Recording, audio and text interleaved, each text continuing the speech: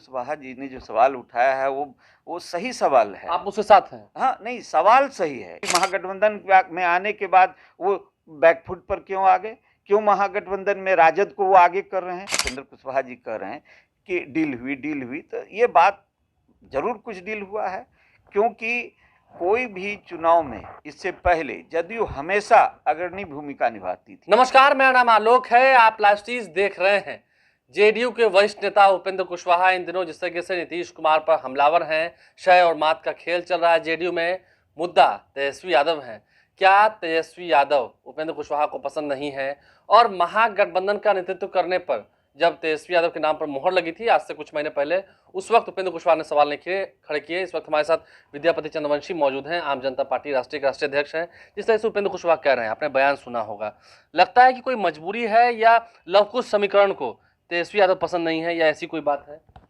देखिए, उपेंद्र कुशवाहा जी ने जो सवाल उठाया है, उन्होंने ये कहा है, मैं उनके बयान को सुना हूँ, उन्होंने कहा है कि जदयू से किसी अति पिछड़ा का नाम मुख्यमंत्री के चेहरे के रूप में, या लवकुश जो समीकरण है, ये इसमें से किसी चेहरे का नाम मुख्यमंत्री पद के लिए क्यों नहीं नीतीश जी ने उठाया। तो जब इस सवाल को आप गौर करिएगा तो आप देखिए कि जिस समय एनडीए के साथ जदयू थी, उस समय हमेशा जदयू के चेहरे का नेतृत्व पर चुनाव लड़ा गया और नीतीश जी के चेहरे पर चुनाव लड़ा गया जदयू के चेहरे पर। आखिर क्या ऐसी बात हो गई कि महागठबंधन में पलड़ा बदलते ही आते ही जदयू यह घोषणा कर दी, माननीय मुख्यमंत्री जी ने यह घोषणा कर दिए कि ये चुनाव जो है 2025 का विधानसभा का चुनाव तेजस्वी जी के नेतृत्व में होगा। आखिर ये बताइए, तेजस्वी जी ने तो नहीं बोला।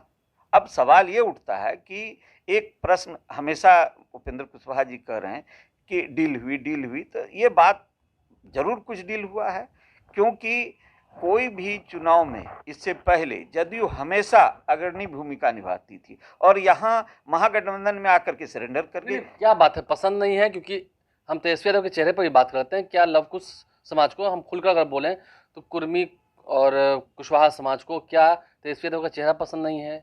कोई अलग बात है, जंगल राज वाली बात है, या उपेंद्र कुशवाहा जो कह रहे हैं क्या जेडीयू का एक धड़ा अलग हो रहा है? नहीं, ये सवाल उपेंद्र कुशवाहा जी ने जो सवाल उठाया है वो सही सवाल है। आप उसके साथ हैं? हाँ, नहीं, सवाल सही है इसलिए क्योंकि उन्होंने जो कहा है कि जब आप एनडीए में थे तो आप जदयू के प्रतिनिधित्व को आगे किया जाता था मुख्यमंत्री के चेहरे के रूप में, लेकिन वही आप जैसे आप महागठबंधन में आए हैं तो आप राजद के प्रतिनिधित्व को आगे कर रहे हैं। मतलब डील हुई है, कोई बात है, यही बात है क्या? आखिर हाँ, देखिए, हुई तो कोई बात है, क्योंकि या तो दिल में नीतीश जी के कोई ऐसी बात है, वो समझ रहे हैं कि अब जो है मेरे बाद सेकेंड लाइन लीडर जदयू का कोई हो न हो, इस पर एक सवाल खड़ा होता है। और उपेंद्र कुशवाहा जी ने जो सवाल रखा उसको मैं फिर से दोहराता हूं कि उन्होंने जो कहा कि जदयू ने क्यों नहीं अति पिछड़ा से एक मुख्यमंत्री का चेहरा बढ़ाया, क्यों नहीं लवकुश से बढ़ाया, तो ये तो प्रश्न लाजमी है और प्रश्न बनता भी है,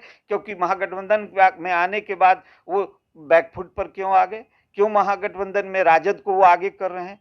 कोई भी नेता अपनी पार्टी को आगे करता है, दूसरी पार्टी को आगे नहीं करता है, इसलिए उपेंद्र कुशवाहा का सवाल लाजमी है।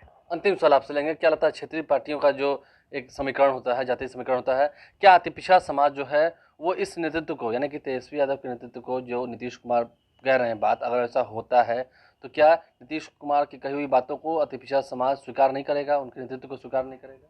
देखिए, एक बात सबसे गौर करने की है कि अति पिछड़ा समाज, जिस समय नीतीश जी ने जो बात फैलाई समाज के बीच में कि जंगल राज, तो जंगल राज में जो सबसे कमजोर जात था, ये अति पिछड़ा वर्ग, जो वर्ग सबसे कमजोर था, आखिर कहीं न कहीं ज्यादातर तो उसी पर ही अन्याय हो रहा था।